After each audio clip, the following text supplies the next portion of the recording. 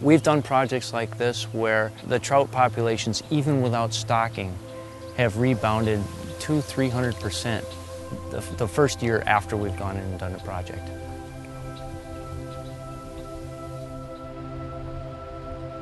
Historically, these streams were essentially narrow, deep, and cold, and they were surrounded by prairie and forest. After settlement of this land, these lands were farmed quite heavily, and these streams became very deeply entrenched. They had steep banks. When we had high flows, the stream couldn't get out to its floodplain and lose its velocity. We're standing in front of a hole that's probably 3–4 feet deep, and that wouldn't have existed back then. We would have a stream that would be about maybe 6–8 inches deep. Most of it would be sediment then underneath that. So as a result, what we ended up with was a stream that had maybe a few what we call tolerant species, things like suckers and chubs that can tolerate disturbed habitat, but very little of anything else.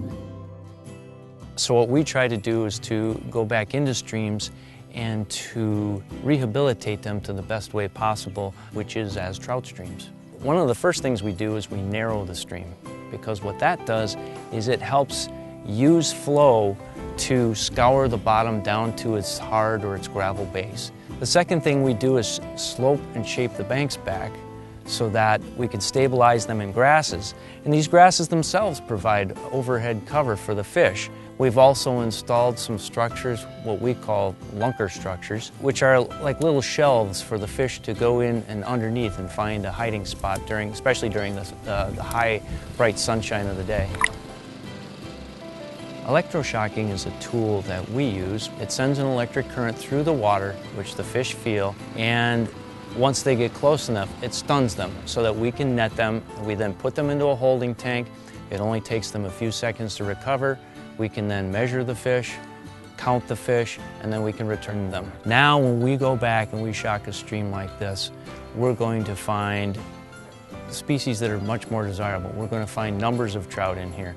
We're going to find other cold water indicator species like mottled sculpin and American brook lamprey, things that like the cold water.